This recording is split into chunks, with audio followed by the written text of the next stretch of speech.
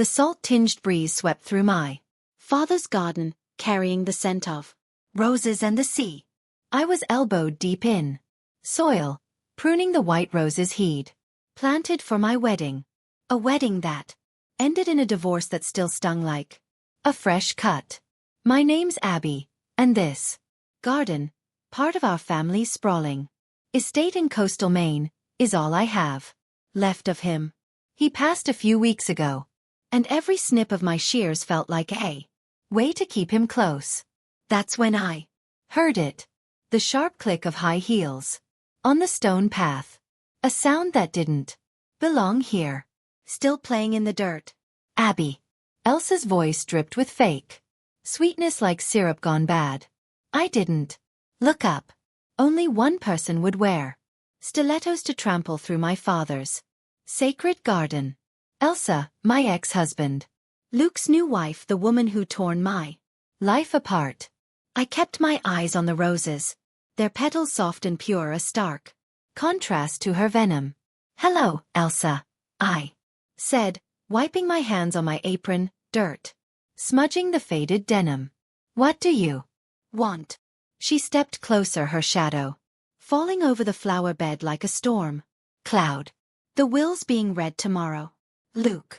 And I thought we'd have a friendly chat first. Her red lips curled into a smug grin, and I felt my stomach twist.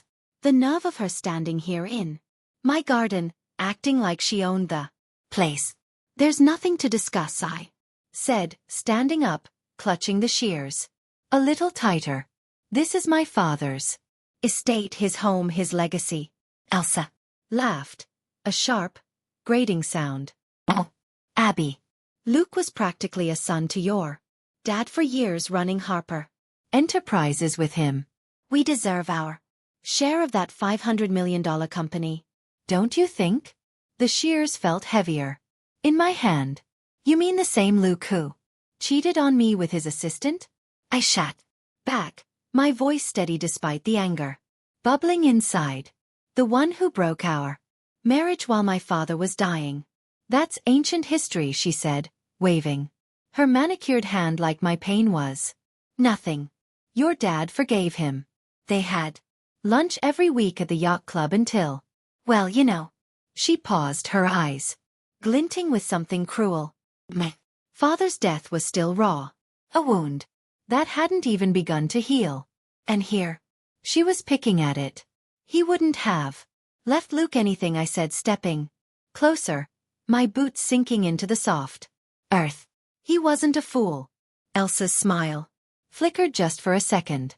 Well, see, your brother Caleb seems to think otherwise. My heart skipped. Caleb, we hadn't spoken since the funeral where he spent more time with Luke than with me. The betrayal still stung. He was supposed to be my brother, my ally. You've talked to Caleb? I asked, hating how small my voice sounded. Oh, sweetheart, she said, leaning in, her perfume overwhelming. We've done more than talk. He's been very cooperative. Her words landed like a slap, and I gripped the shears so tight my knuckles widened. My father used to say, "The roses need a gentle hand, Abby, but never a weak one. Even thorns have their purpose." I wanted to be that gentle hand, but right now all I felt was thorns. Get off my property, Elsa, I said quietly, my voice low but firm. Before I forget how to be polite. She laughed again, louder this time, like I was a child throwing a tantrum. Your property, this estate's worth millions. Abby, you really think you can keep it all playing gardener in your daddy's big house while the rest of us get nothing? She turned, her heels clicking, as she sauntered toward the gate. Start packing, Luke, and I will need a few weeks to redecorate once we move in. Stood frozen, watching her disappear down the path. The roses, my father's pride, was smeared with dirt where my trembling hands had crushed their petals. He'd always said white roses meant new beginnings, but all I could see was red, anger, hurt, betrayal. Pulled out my phone and dialed the one person I could trust. Rachel, it's me. Elsa just showed up. She's awful. Can you come over? I need to talk about the will. I'll be there in 20. Rachel said, her voice calm but strong like the lighthouse weathering a storm. Don't worry, Abby. Your dad was smarter than they think. After hanging up, something caught my eye. A small envelope tucked under a rose bush. Corner damp with dew. My name was scrolled across it in my father's handwriting. I knelt, heart pounding, and picked it up. It felt heavy, like it held more than paper. Well, Dad, I whispered, turning it over. What's this? As Elsa's car engine faded in the distance, I stood in the garden, clutching the envelope, feeling like I just found the first piece of a puzzle my father had left behind. Rachel pulled up to the estate right on time. Her beat-up SUV a familiar sight against the manicured lawns of our seaside town. She stepped out, legal folder in one hand, a bottle of Pinot Noir in the other. Figured we might need this, she said, with a wry smile, holding up the wine. As she crossed the threshold into my father's study, the room still smelled of his pipe smoke and old books, a sanctuary I wasn't ready to lose to Elsa's greed. I sat on the edge of his leather chair, the unopened envelope from the garden in my hands, my fingers tracing the familiar loops of his handwriting. You haven't opened it yet? Rachel asked, setting her folder down with a thud that echoed in the quiet room. I wanted to wait for you, I admitted, my voice softer than I meant it to be. Elsa said, Caleb's helping them. After that, I didn't want to face it alone. Rachel poured us each a glass of wine, the deep red catching the light from the desk lamp. Your dad was particular about timing, Abby. He always said some things should only be shared when the moment's right. She handed me a glass. Open it. My hands shook as I tore the envelope open. Inside was a single sheet of paper and a small brass key. Unfolded the letter, my father's voice echoing in my mind as I read aloud. Dearest Abby, if you're reading this, someone's already circling the estate. Knowing people, I'm guessing it's Elsa. She's all charm and no soul. That one. Rachel snorted into her wine glass. This key opens the safe in my desk. Inside, you'll find what you need to protect what's yours. Remember what I taught you about chess. Sometimes you sacrifice a pawn to save the queen. Love, Dad. Looked up at Rachel, my heart racing. You knew about this? She nodded, moving to the desk. I helped him set it up a few months back when he got sick. He knew what was coming. The safe clicked open with a soft turn of the key. Inside was a thick folder and a USB drive. Opened the folder and photos spilled across the desk. Elsa meeting someone in a shadowy parking lot. Luke entering a lawyer's office that wasn't Rachel's. There were emails, bank statements, proof of money siphoned from Harper Enterprises. He had them followed. Whispered, my voice catching as I picked up a photo of Elsa handing an envelope to a nurse, my father's nurse, just days before he died. Rachel pointed to the USB drive. That's got video. Elsa trying to bribe the nurse for details about the will. Your dad was she explained. He gave it to your dad. Caleb was playing them, Abby, feeding them just enough to keep them confident, while he helped your dad build this case.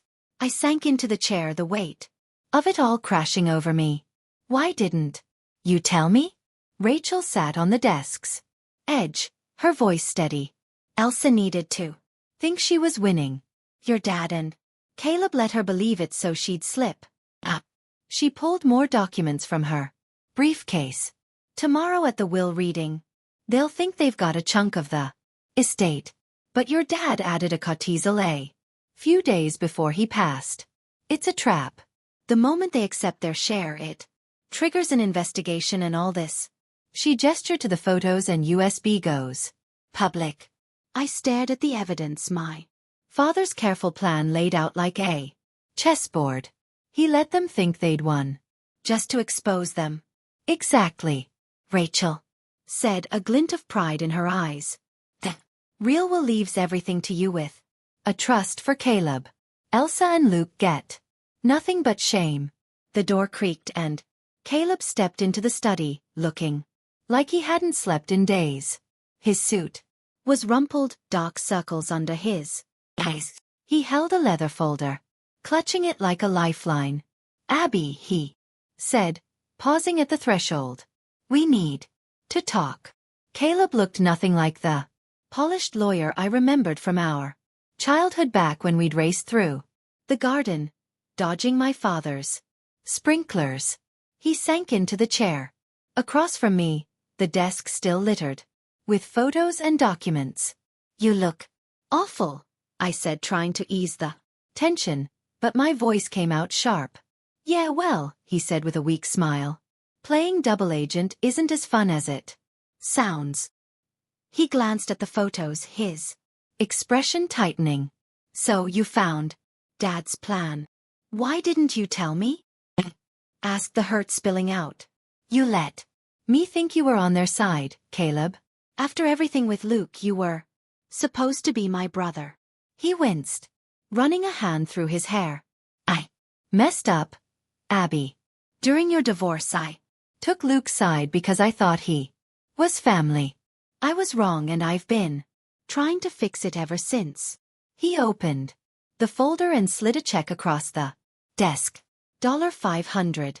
Zero signed by Elsa. She offered me this to lie to say Dad wasn't in his right mind when he wrote the will. I gave it to him. Instead, I stared at the check, my mind reeling. You could have cashed it. Caleb shook his head. You should have seen Dad's face when I showed him, not angry, just disappointed. That's when he told me about his plan, about Elsa's real game.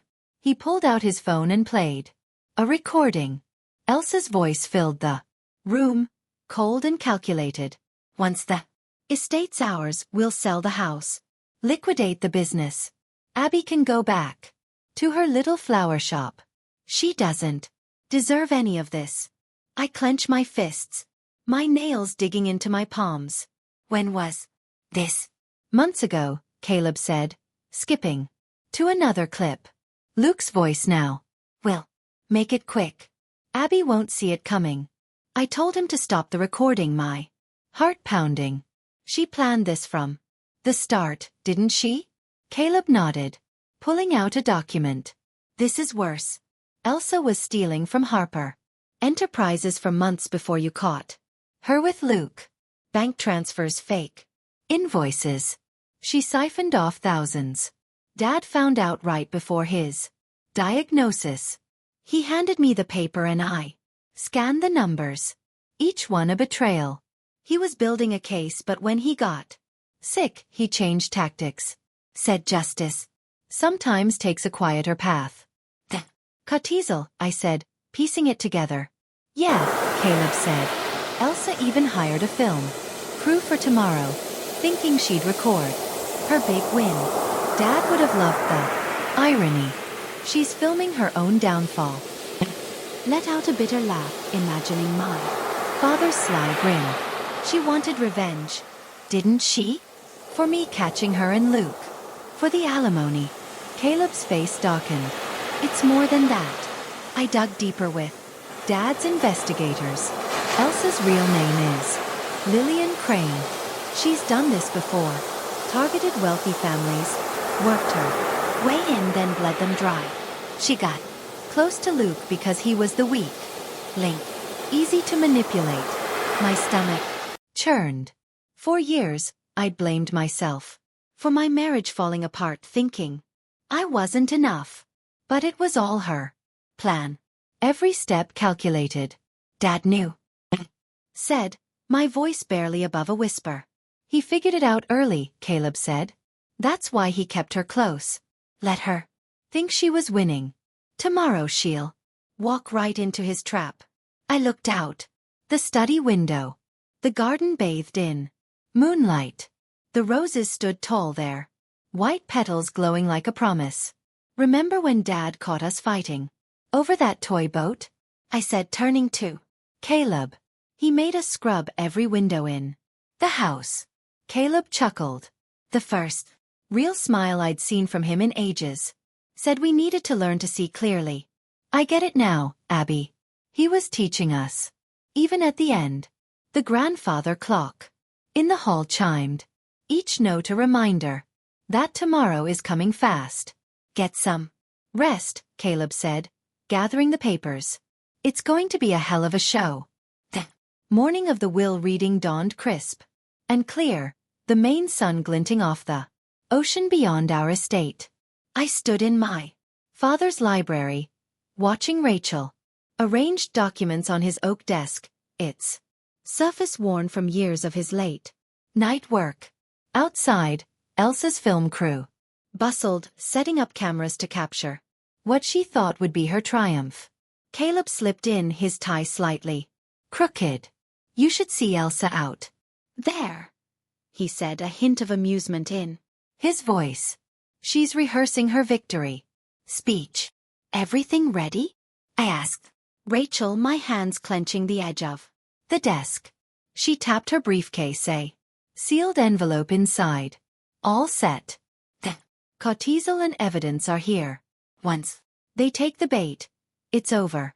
The library door swung open and Elsa swept in, her black dress screaming, "Money!" Luke trailing behind her in a suit that looked too perfect for his uneasy expression. The film crew followed, adjusting lights like this was a Hollywood set. Abby, Luke said, his voice stiff. The first time he'd spoken to me since the divorce. Let's begin, Rachel said, standing behind the desk, her voice cutting through the room's tension. As the Harper family's attorney, I'll read the last will and testament of Abigail's father, along with any additional documents. Elsa practically vibrated with excitement, gripping Luke's arm. Rachel, read the first part of the will. The estate, house, business, assets split 70% to me, 30% to Luke and Elsa. I knew it, Elsa squealed, her voice grating. He couldn't leave us out. Rachel's eyes gleamed.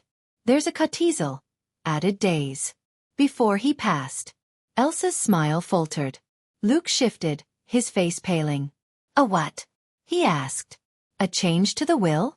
Rachel said, opening the envelope. Anyone accepting the inheritance agrees to an investigation into financial irregularities at Harper Enterprises in the months before his death. The room went silent. The camera crew. Elsa shot to her feet, her chair clattering.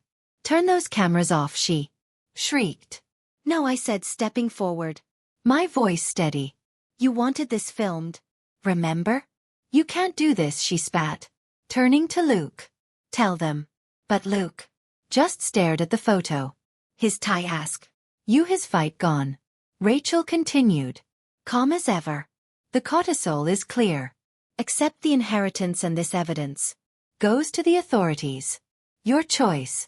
Elsa laughed, a bitter, jagged sound. Choice. You've trapped us. No, I said, meeting her eyes. You trapped yourself.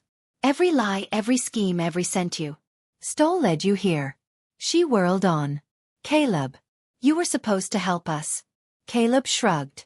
I did help, just not you. Suddenly, a screen in the corner flickered on.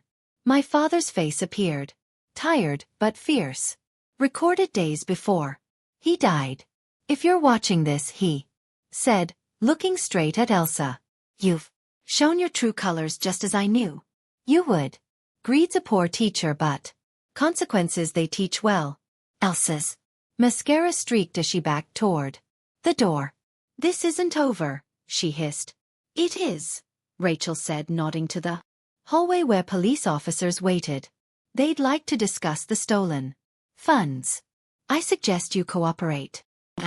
Officers led Elsa and Luke away. The camera's still rolling. Caleb leaned in. Well, Dad got his show after all. Clutched his letter, feeling his presence in the room, his plan unfolding exactly as he'd intended. The weeks after the will reading blurred into a storm of headlines. Elsa revealed as Lillian Crane, a con artist wanted in multiple states, was plastered across every news channel in Maine. Her tear-streaked face a far cry from her polished facade. Luke, desperate to save himself, spilled everything to the authorities, earning a 17-year sentence instead of life. I didn't watch the coverage much. It felt like rubbing salt in a wound that was finally starting to heal. Back at the estate, Caleb and I sat in the kitchen, the deed to the lot next to Hopper Bloom spread out on the counter. My father's final letter lay beside it, his words a quiet anchor. You bring beauty into the world, Abby. Don't let it stay in one garden. He bought the lot months ago, envisioning a future for my shop for me. Rachel joined us, her tablet glowing with business plans. My father had filed permits, funding, everything ready to go. He set it all up, she said, her voice warm. Harper Bloom's is yours to grow. He even named it back when he first got sick. Caleb grinned, holding up a photo of a plaque he'd found in the greenhouse, hidden among Dad's orchids. For Abby, who blooms where the ground is broken. He put this there after your divorce, he said. He always believed in you. A knock at the door broke the moment. The detective from the case stepped in, a rare smile on his face. 2 more victims of Lillian's scams came forward today. He said, your dad's evidence is closing cases we couldn't crack for years. He'd love that, I said, picturing his sly grin, the one he wore when he knew he'd outsmarted someone. After the detective left, I walked to the greenhouse alone, the key for my father's final note turning easily in the lock. Inside, the air was warm, thick with the scent of orchids he tended even in his final days. On his workbench was another envelope, my name scrolled in his handwriting. I opened it, my heart full. My dearest Abby, it read, justice was only half the plan. Wanted you to grow, to bloom beyond the pain. This greenhouse, these flowers, they're proof that beauty survives the worst winters. The deed is for Harper Blooms, but the real gift is your strength. You've always had it. Now let it shine. Love, Dad. I stood there, tears blurring the words, the orchids glowing around me. He hadn't just saved the estate. He'd saved me, given me a future I could build. Back in the house, Caleb and Rachel were waiting. Well, Caleb asked. I spread the deed out. Again. We're building Hopper Blooms. Bigger, better for him. Rachel's eyes sparkled. I've got the paperwork ready. Let's make it happen. Caleb raised his coffee mug. To Dad. To justice. Rachel added, lifting hers. I picked at my own. The roses outside catching the afternoon light to blooming again, I said, feeling the weight of the past lift, replaced by something new. Hope, strength, a future I could grow, one petal at a time. To everyone who's followed this journey, thank you. You've walked with me through betrayal, loss, and a fight for what's right. If my story moved you, hit that subscribe button and join us where every flower tells a story of resilience, truth, and new beginnings. Keep tending your own garden, and I'll meet you at the next bloom.